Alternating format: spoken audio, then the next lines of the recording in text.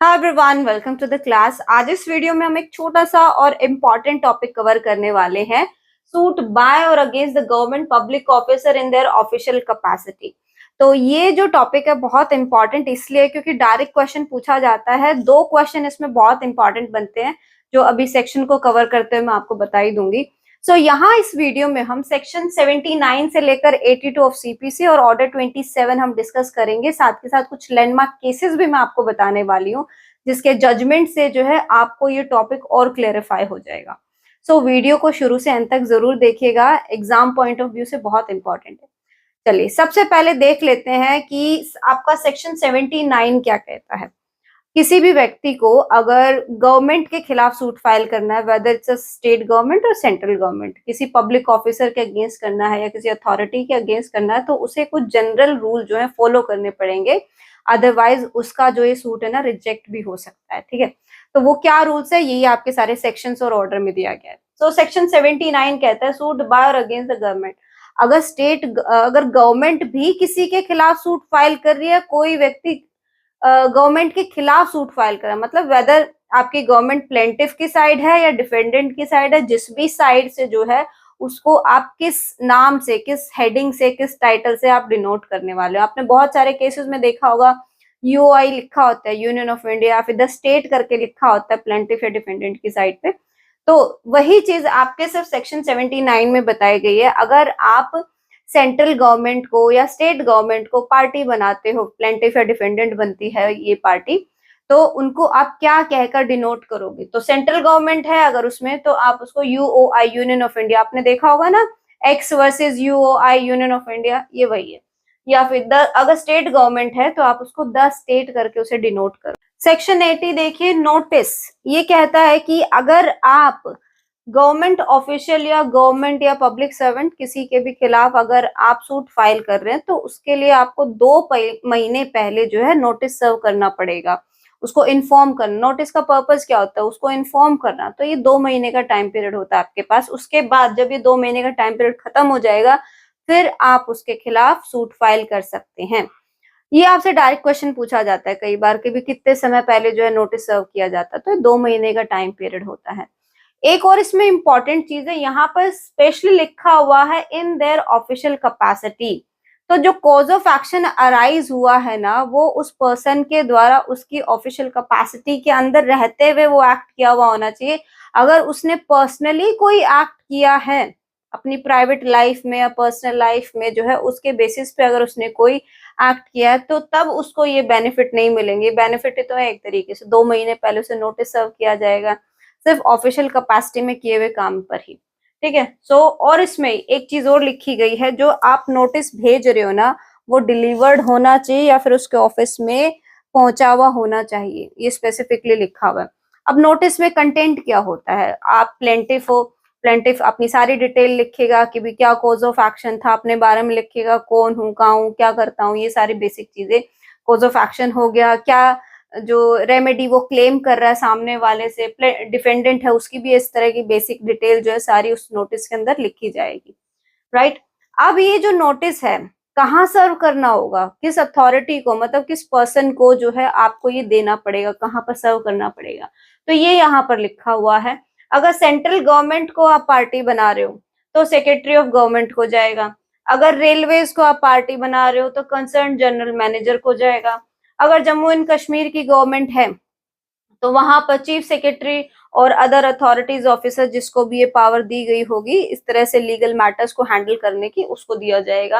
Public officer को दे रहे हो तो उसके ऑफिस में या उसके पास ही आपको ये नोटिस भेजना पड़ेगा। अब अगर आपने इस रूल को फॉलो नहीं किया, मतलब नोटिस सर्व करने वाले रूल को अगर आपने फॉलो नहीं किया, तो आपका प्लेंट जो है वो रिजेक्ट हो सकता है अंडर ऑर्डर 7 रूल 11। ठीक है, आगे हमने जनरल रूल देख लिया कि अगर आपको सूट फाइल करना है तो 2 महीने पहले आपको नोटिस सर्व करना पड़ेगा। लेकिन इस रूल का एक एक्सेप्शन है जो हम सेक्शन 80 के सबसेक्शन 2 में पढ़ने वाले हैं कि अगर कोई ऐसा मैटर है जो अर्जेंट है, इमिडिएटली जहां पर रिलीफ आपने क्लेम किया है और वहां पर इमिडिएट एक्शन लेना जरूरी है, तो ऐसे सिचुएशन में with the leave of the court, मतलब कोर्ट की परमिशन आपको लेनी पड़ेगी, और जो कोर्ट है ये आपका 2 महीने वाला जो रूल है उसको साइड कर सकती है, लेकिन इसमें भी कोई भी इंटरिम ऑर्डर करने से पहले कोर्ट जो है सामने वाली पार्टी को सुनेगी।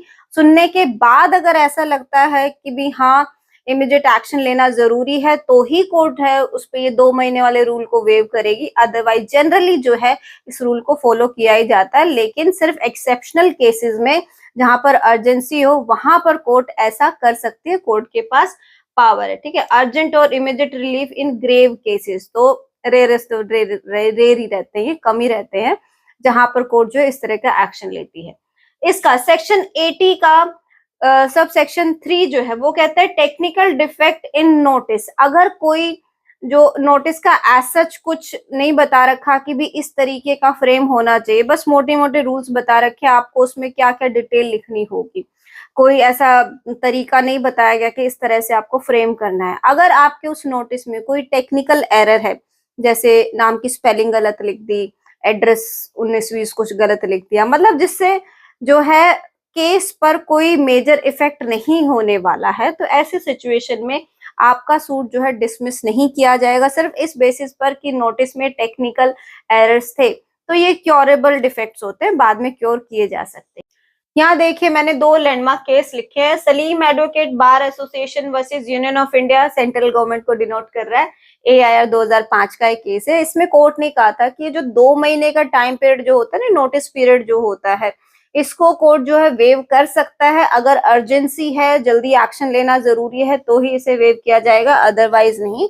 जनरली ये 2 महीने का टाइम पीरियड इसलिए दिया जाता है ताकि जो डिफेंडेंट है वो एक अच्छा रिप्लाई फॉर्म कर सके, राइट। नेक्स्ट है आपका Pukhraj versus state of Rajasthan, AIR 1973 का एक केस है। इसमें कोर्ट ने कहा था कि अगर गवर्नमेंट ऑफिशियल ने अपनी ऑफिशियल कैपेसिटी के अंदर वो अगर एक्ट किया है, जो कॉज ऑफ एक्शन अराइज हुआ है, तो आपको 2 महीने का जो नोटिस पीरियड है इस रूल को फॉलो करना पड़ेगा। अगर उसने अपनी इंडिविजुअल कैपेसिटी में कोई एक्ट किया है तब इस रूल को फॉलो करने की आपको जरूरत नहीं है, फिर तो जाइए सूट फाइल करिए, इंस्टेंट एक्शन लीजिए। आगे सेक्शन 81 को देखिए क्या कहता है, exemption from arrest and personal appearance. अब कोर्ट जो है उसको ना तो अरेस्ट करेगी और उसे बार बार कोर्ट में आने की जरूरत नहीं, मतलब ऐसे नहीं कि जब भी तारीख पड़ रही है तो वो कोर्ट में अपेयर हो रहा है, नहीं, वहां से भी उसे एग्जाम्पशन मिल जाएगा। कोर्ट को जब जरूरत होगी वो उसे बुला लेगी और जो पूछना होगा तब पूछ लेगी। ठीक है, इस सेक्शन को पढ़ लेते हैं। The defendant shall not be liable to arrest, shall term का इस्तेमाल हुआ है, it means it's a mandatory provision, court ऐसा करेगी। ठीक है, तो shall not be liable to arrest, ना तो उसे अरेस्ट किया जाएगा, nor is property to attach otherwise then in execution of a decree, मतलब ना तो उसे अरेस्ट किया जाएगा और ना ही उसकी किसी प्रॉपर्टी को अटैच किया जाएगा। लेकिन एक्सेप्शन ये है कि जब डिग्री को एग्जीक्यूट किया जाएगा ना, तब ये सारी चीजें हो सकती है। सूट जब चल रहा होगा तब ये चीजें नहीं की जाएगी, ना अरेस्ट होगा ना उसकी प्रॉपर्टी को अटैच किया जाएगा। Where the court is satisfied that the defendant cannot absent himself from his duty without detriment to the public service। अब पब्लिक सर्वेंट है तो उसे पब्लिक सर्विस करनी पड़ेगी, तो अगर बार बार वो कोर्ट में आएगा तो वो अपनी पब्लिक सर्विस करेगा कैसे? हो सकता है ना कि डिस्टर्बेंस हो जाए, पब्लिक सर्विस तो भी प्रायर होती है, तो ऐसे सिचुएशन में कोर्ट उसे बार बार तारीख पे आने से भी जो है एग्जम्प्ट कर सकता है। It shall exempt him from appearing in person, तो इन पर्सन उसे आने के लिए वो भी एग्जाम्पशन उसे मिल सकता है, राइट। अब देखिए सेक्शन 82 एग्जाम्पशन ऑफ डिक्री। अब इसमें डायरेक्ट क्वेश्चन पूछा जाता है कि डिक्री को एग्जीक्यूट करवाने का कितना समय होता है, तो ये 3 महीने का टाइम पीरियड होता है। कोर्ट की डिक्री आई, डिक्री या तो डिफेंडेंट फुलफिल कर दे, उसके साथ कंप्लाई करे, अगर वो नहीं करता है तो उस डिक्री को एग्जीक्यूट करवाना 3 महीने बाद, मतलब आज डिक्री आ रही है तो आज से 3 महीने बाद ही जो है प्लेंटिफ उस डिक्री को एग्जीक्यूट करवा सकता है, उससे पहले नहीं करता अगर डिक्री फुलफिल नहीं हो रही है। तो ये आपके सेक्शन में लिखा हुआ है। इसका सेकंड पार्ट देख लेते हैं, सब सेक्शन 2 देख लेते हैं। Execution shall not be issued on any such decree unless it remain unsatisfied, जब तक वो अनसेटिस्फाइड होगी, for a period of 3 month computed from the date of the decree. तो ये 3 महीने कब से शुरू होंगे? जब से डिक्री आई है तो आपको 3 महीने तो वेट करना ही पड़ेगा, उसके बाद जो है आप इस डिग्री को एग्जीक्यूट करवा सकते हैं, राइट। तो ये सारा था आपका गवर्नमेंट के खिलाफ आप सूट कैसे फाइल करोगे इस बारे में, लैंडमार्क केस के लिए। इसका ऑर्डर 27 बहुत सिंपल है, बहुत सिंपली रूल बता रखे कि कौन जाएगा, कौन पेश होएगा, क्या क्या बेसिक रिक्वायरमेंट्स होती है, सारा इसी के ही रिगार्डिंग इसको ज्यादा एक्सटेंड करके मतलब एक्सप्लेन किया हुआ है। सो आपको वीडियो कैसी लगी प्लीज रिप्लाई करें, कमेंट करिएगा, अच्छी लगी बुरी लगी जो भी सारे कमेंट्स वेलकम है। सो और बताइएगा आपको नेक्स्ट किस टॉपिक पर वीडियो चाहिए। मिलते हैं नेक्स्ट वीडियो में। Thank you for watching.